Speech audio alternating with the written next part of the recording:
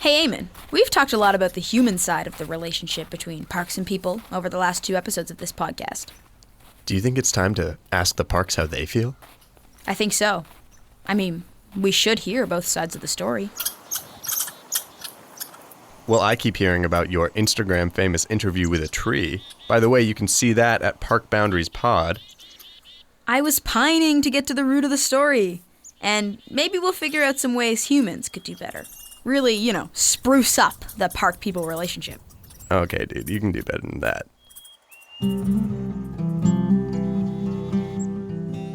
Welcome back to Park Boundaries, the podcast that asks, when it comes to park spaces, have we crossed the line?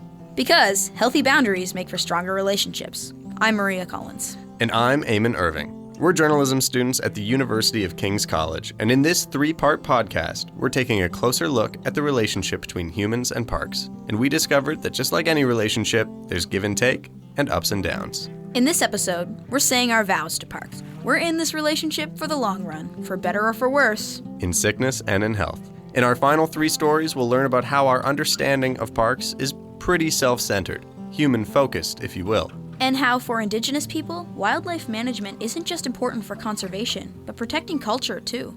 And then we'll try to reconnect with nature and hear about how we can establish a stronger relationship with parks. Our reporter, Indra Egan, has been looking at the ways we curate parks.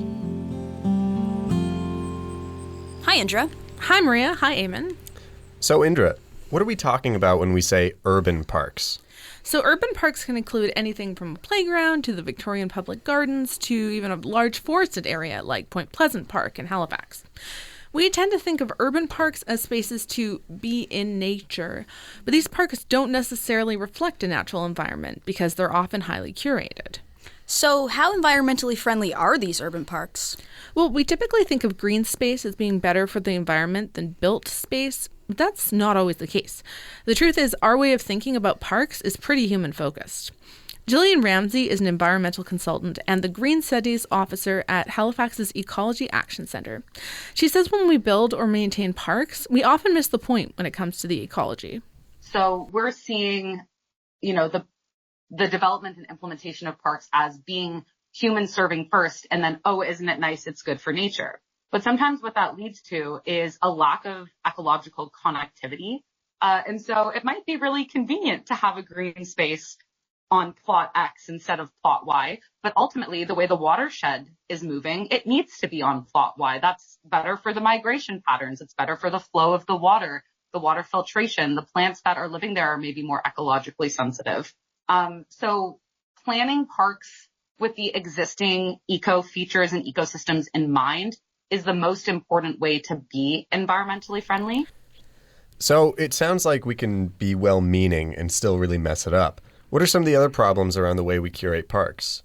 Well, sometimes in trying to make for a quote-unquote good park experience, we can actually damage the life in the park and surrounding it. For example, a parking lot that stays open during the winter for park access might be regularly salted, and then high levels of that salt running off can be really toxic to the aquatic environment and nearby vegetation.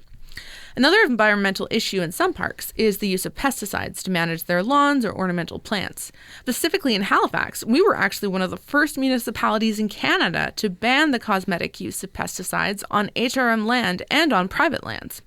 This was back in 2003, and the movement eventually spread to other municipalities across Canada. Oh, wow. Way to go, Halifax.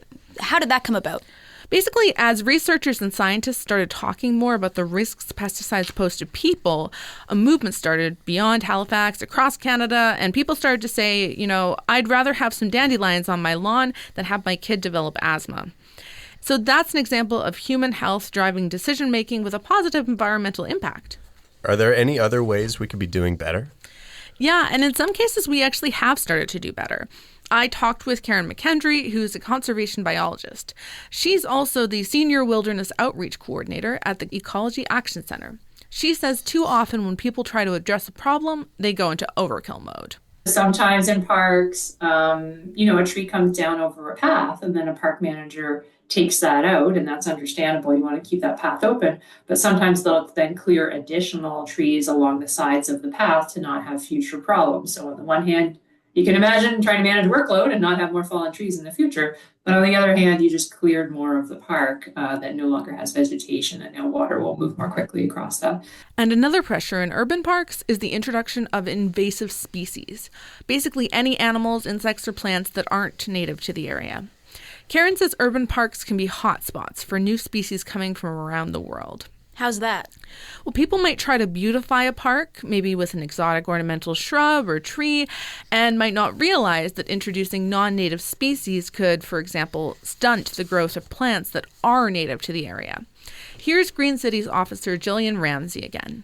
The public gardens, for example, is an example of a traditional English style garden. So I would say that's like a park in the most rigid definition. It's very void of nature in the native sense. A lot of the species there are imported and brought in. So clearly, in creating parks, there have been some mistakes made along the way. Is there any way to undo any of that? Well, there's a process called naturalization or rewilding that's gaining some traction. In an urban park, this would look like taking out the ornamental and visually appealing plants that we've inserted and integrating native species that were suited to those ecosystems. Right now in Nova Scotia, it's mostly happening along the shorelines. Obviously, a huge issue we're having right now is erosion and flooding in this province, and rewilding can help with that. Because a lot of native species to these shorelines have deeper roots to maintain strong ground holds. That was their original natural purpose. Wow, it really all makes you wonder. From an environmental perspective, should we even be creating urban parks? Well, the environmentalists I asked very enthusiastically said yes. Here's Jillian again on that. People who feel connected to nature are more likely to act environmentally consciously or eco-consciously in other areas of their life. And so helping from like an environmental building capacity perspective, that's huge. We definitely want urban parks to be there for people. Okay, I'm glad I don't have to feel guilty about using an urban park, even if they do have some issues. Thanks, Indra. My pleasure.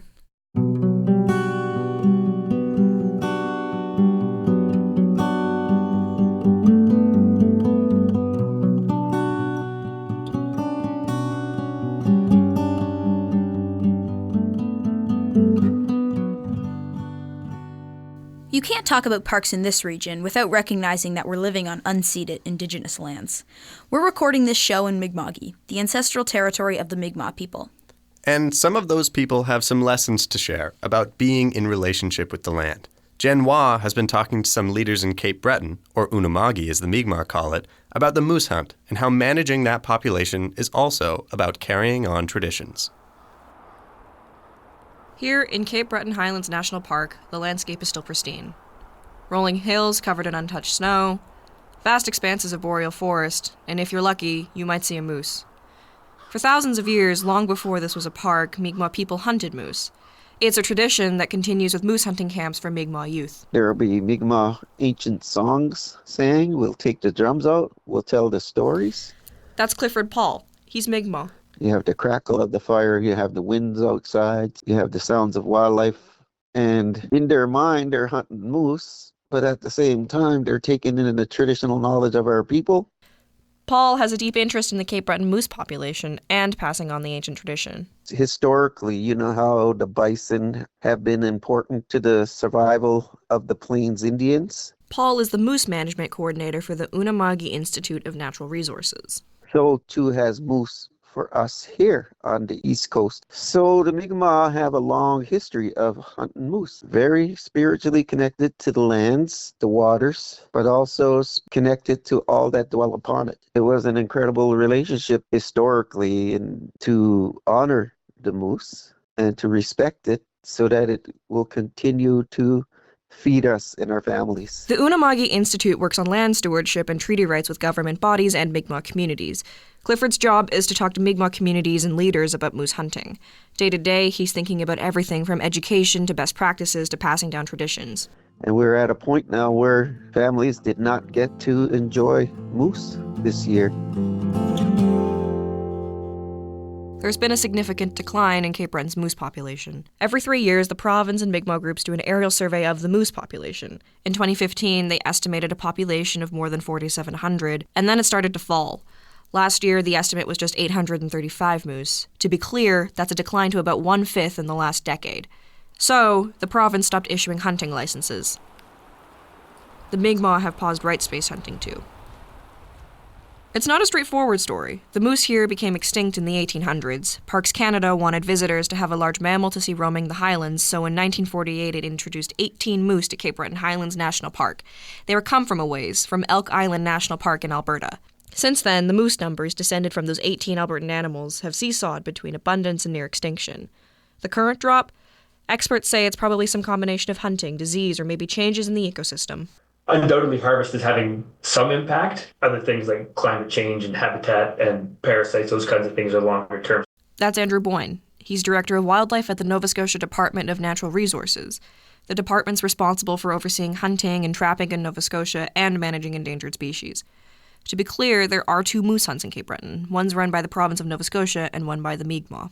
I think one of the most powerful things that's happened is we manage the licensed hunt, so we can stop issuing licenses. The Mi'kmaq have, a constitutionally protected right to harvest moose, and so we don't have laws that prevent that from happening because that's a constitutional right that they have. We just told our partners we're not going to hunt moose, but it was really the grassroots people who stood up and said, yeah, we're not going to proceed. And what's been quite astounding is that we have literally no evidence that any moose were taken out of the highlands this past hunting season. And that's really an extraordinary testament to the work that we've been doing with the Mi'kmaq and the respect that the Mi'kmaq have for moose as an animal, and a desire on the part of both sides to get that population back to a healthy point. Paul and Boyne agree. The moratorium should continue until the population rebounds or until they can figure out what's causing the drop in numbers. For Boyne, a moratorium on moose hunting is just the first step. So we're launching a research program working with the Mi'kmaq, but in partnership with Parks Canada, undoubtedly with some academic institutions, to try to understand what factors are actually driving the decline. Probably it's multiple factors, but brainworm is an issue for us in Cape Breton. Brainworm is a parasite that's typically found in deer, but it doesn't kill deer, but it does kill moose. And Paul says it's about strengthening the relationship between people and wildlife. I'm not a good moose manager, I'll tell you that right now. I'm a terrible moose manager. Moose don't listen to me. So what I have to manage, the next best thing is human behavior around moose. And that's where we're at. So we have to use science and traditional knowledge to piece together the puzzle that need a closer look from us. And for Paul, it's conservation, but it's also about the future and keeping ancient practices alive for the next generations. Because when traditional knowledge people come together, oh my God, they're just telling stories and telling stories and telling stories. And guess what? That is how traditional knowledge is protected. That's how traditional knowledge is shared. That's Clifford Paul. He was talking to Jenn Waugh, who brought us that story from the snowy Cape Breton Highlands in Unama'ki. That story is a great example of people taking action to fix our relationship with nature. The culture of the Mi'kmaq has always been linked to nature. Traditionally, they relied on the natural world for food, shelter, clothing, and it's important to their spirituality. Some of us are so used to visiting parks, we forget that the natural world is all around us. If you're looking to reconnect with nature, fortunately, there's help. Maria, you've been talking to someone who lives this goal of getting people back in touch with the natural world. That's right, and there's lots to say about that. Great, let's have a listen. Hey, buddy. Hi. Jean-Sébastien Lapierre is the founder of A for Adventure. It's a company that aims to inspire people to get outside and connect with the world around them. Jan wants to help people create strong, healthy relationships with parks and nature. When we're little kids, we have, again, like a innate ability just to be able to play and understand and be in nature. We tend to sort of teach ourselves out of that. So then we got to kind of come back and reteach ourselves how to feel safe in the outdoors, how to enjoy it in a way that makes sense in our lives. Jan says education is the most important part in creating healthy relationships with nature. That helps people feel comfortable outside and get the most out of their adventures. Education is key, right? But people don't know what they don't know. So you want to meet people where they're at. It's taking them by the hand, learning together, so that when people do have an experience, they're maximizing it in the way that they need. in their heart and mind. Jan's favorite part of connecting people with nature, the human connection. He says it's not about the park he's in, but the people he's with. Jan finds when he leads group excursions, the trip offers people more than just a green space. When you're going through a hardship with somebody, people have this innate response to it where they start talking.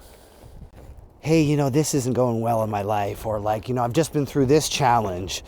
As a young person, I didn't recognize that the two were very intertwined, but the more I spent leading trips, the more I recognized that people, they needed the experience, but they also needed the safe space to be able to debrief things in their life. Lee Fraser is the founder of Live Life in Tents. It's an adventure company in Cape Breton. Live Life in Tents offers camping accommodations, river tubing, and hiking and kayaking tours, but they specialize in multi-day guided trips. Lee also sees the value in helping people connect with parks. He thinks his multi-day trips offer people an important escape. When you come back from doing something extremely difficult like that, and you're kind of removed from all the other distractions that you have, when you get back for a day or two, there's nothing that bothers you. You're chill. But that's kind of the beauty of it, is getting out and doing something hard to kind of remove yourself from whatever else is going on in your life. Not everyone comes from the same experience level as Lee. When he started his company, he realized he'd have to adjust to meet the needs of his clients. I had to wheel back on what I thought was easy, because everybody's got their own Everest, is how I put it. A lot of people that come here to do, say, for instance, the easiest river tubing. But to some people, that experience is super difficult, even though you're literally floating in a tube down a river. It puts it in perspective that everybody has their own experiences. But it's not all breathtaking adventures through the great outdoors. Jan worries social media is creating unrealistic expectations of parks. He's trying to reverse these expectations with his education programs. What you see on TikTok doesn't necessarily line up with what is in reality. I've been out on big hikes in the middle of the woods. I've seen people walk past me. They're in flip-flops and clearly in distress because they didn't understand the needs and the preparedness that they needed to do in order to be able to embark on some of these things. For Jan, the outdoors has been important to him his whole life. And while it comes with its risks, he hopes his work will inspire people to connect with nature. If you can kind of approach your group, you can approach yourself, you can approach your community in an authentic way, then I think that's what matters, is authenticity, honestly, because that's what we're all looking for. We're looking for real connections. And if we can have a real connection with people, we can probably have a real connection with trees. Thanks for that story, Maria. It's been challenging, in a good way, to think so deeply about this relationship so many of us value. And hopefully listeners will reevaluate how we use our parks. Because let's face it, humans haven't always taken care of parks the way we should, especially since they take such good care of us. They improve our mental and physical health. They provide some of us with income, some of us with adventure, and all of us can enjoy their beauty. Parks, we're sorry. We'll be better. We're trying.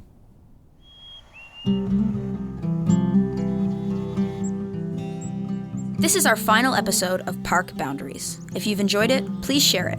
Like us and follow us on your favorite podcast platform. And check out our Instagram account for some bonus behind-the-scenes content. That's Park Boundaries Pod. You can find pictures of us and our reporters and some of the people and trees we've talked to. And if you have a great photo of your favorite park or natural place, share it with our audience by tagging us on Instagram. Again, we're at Park Boundaries Pod. A shout out to our colleagues in the podcasting workshop here at the University of King's College School of Journalism in Halifax, Nova Scotia. Our reporters today were Indra Egan, Jenn Waugh, and you, Maria. Our coordinating producer is Anna Rack. Our continuity writers are Jenn Waugh, Indra Egan, and Linus Mulheron. Gabrielle McLeod and Alex Walsh did our marketing. Mark Pinio is our technical and mixing wizard, with editing help from Matthew Bambrick. Pauline Dakin is our audio prof. And one last time, I'm Eamon Irving. And I'm Maria Collins. Thanks for listening. And next time you're inside Park Boundaries, say hi from us.